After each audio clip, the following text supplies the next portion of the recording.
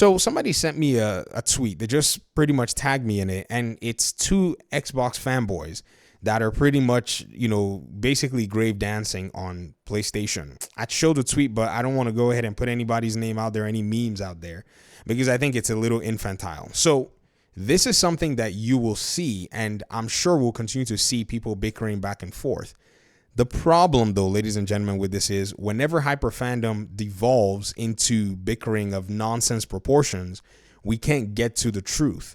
Those people who are so-called Xbox fans that are laughing at PlayStation, yes, you might say there's a little bit of justification necessary, seeing as most PlayStation fans themselves have also experienced that even from the PlayStation side, you can find hyper fandom. There are a lot of people, in order for me to be able to make videos on this channel, I've had to block them. They come out here calling me an Xbot. Some of people from the Xbox side, when I make a video talking about Xbox's challenges or what Xbox needs to do, like, rid itself of exclusivity, I get pushback from the Xbox side as well. So this particular hyper fandom, what it does is it actually goes ahead to staunch the progress of the conversations that we're having regarding video games. And if we cannot progress, then the entire goal of the conversations on my channel anyways, I can't speak for anybody else's YouTube channel, is pretty much gone. Our goal is to be able to sit with the market and be able to predict how the market is moving and understand how to act accordingly. Because for most of us that are watching these videos, I appreciate you for your time that you're putting in. Believe you me, I mean, I make so many 10, 8, 6-minute videos every day. And some of you watch as many of them as you possibly can. You don't have to. You didn't have to. I believe, number one, that you could be doing better things with your time, but you choose to engage. So we want to ensure that value is the main thing so that you can kind of, in a sense, get an ears to the ground view of the gaming industry rather than the rabid fandom that we see out there.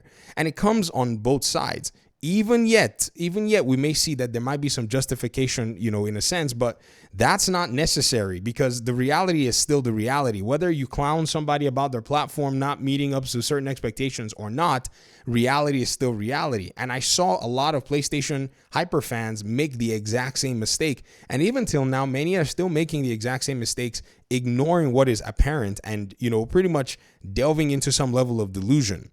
To that, I want to say for those who are in the Xbox side, be careful. Yes, you're winning right now.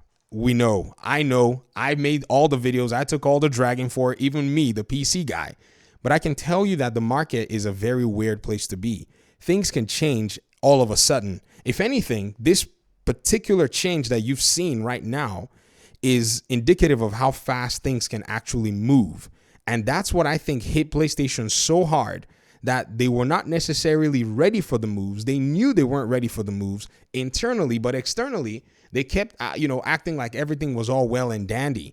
They knew that their Concord game, I can almost tell you that somebody knew that the Concord game was going to go the way that it went, but I don't know if I could tell you that anybody knew that they were going to close the studio up front. I mean, internal teams must have seen the game. This is why whenever the developers were talking about it, they said, well, the game suffered from a culture of toxic positivity, because I'm sure somebody was thinking this level of positivity is delusional. That's basically what it is. Toxic positivity is delusion. That's literally what it is.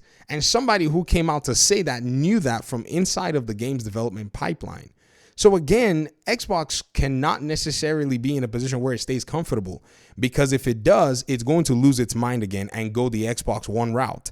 This is actually the time for the Xbox community to stay on Xbox's heels and stay on their neck so that they ensure that they're squeezing out as much value as they possibly can from Xbox. That's what you want to do. When a platform is pretty much being heralded as the best value, that's when you want to demand for more value so that they don't get crazy on you and then start raising prices all over the place. I've already said that my threshold for Game Pass is $20. And once they hit $19.99, I canceled. And then some people reminded me and said, hey, man, you're a PC player. You know how to reduce that cost. Wink, wink. And so I was like, oh, yeah, I actually do know how to reduce that cost. Wink, wink. And so I went ahead and reduced the cost. And now I got Game Pass Ultimate again.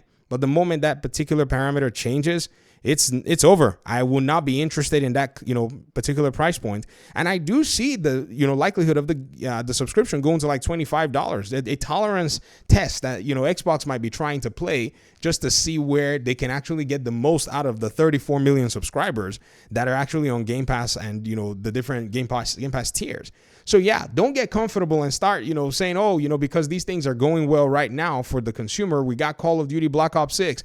They're already thinking in their accounting firms, their research firms, how they're going to pretty much switch it up and probably extract more profits from the consumer. Don't be deluded. Don't let that, kind of give you some level of comfort that's not supposed to be there. And I think this is what PlayStation fans suffered from for the most part.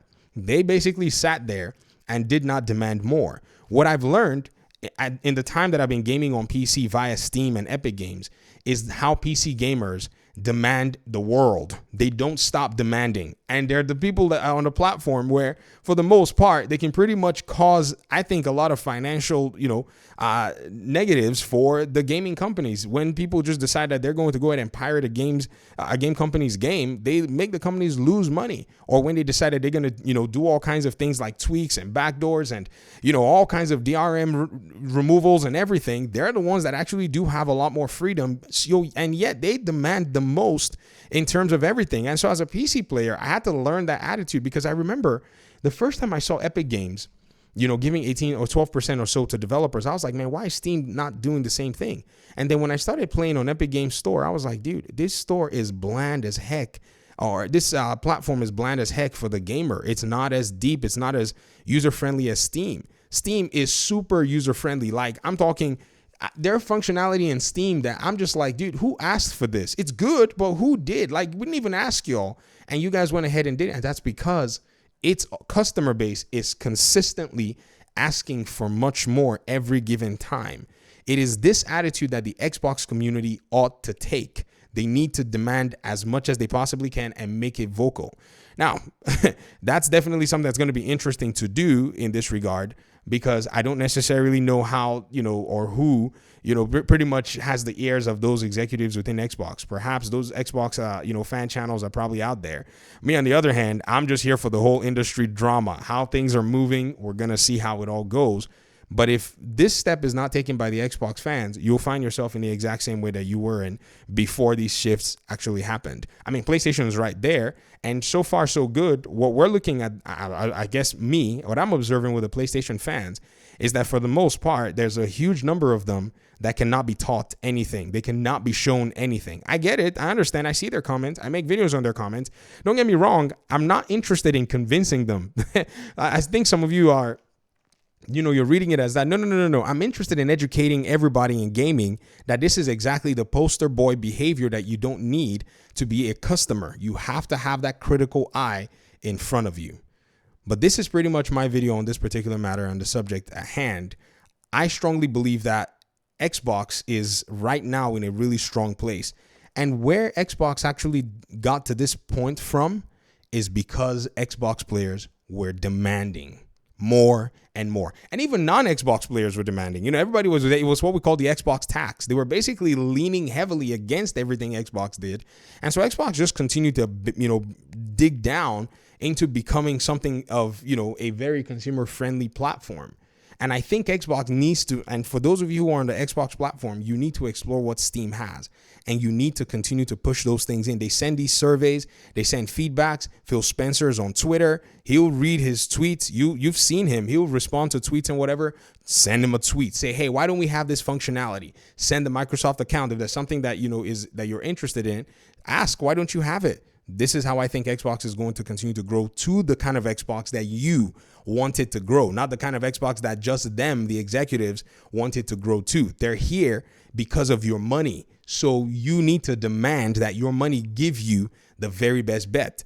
In the case of Steam, we literally, do that for the most part, like I've said. So you can already see how Steam basically is, for the most part, always winning, constantly winning. It's insane at the end of the day. All right. Talk to me in the comment section. Like I said, I'll get out of your hair. Thanks so much for watching. Peace out.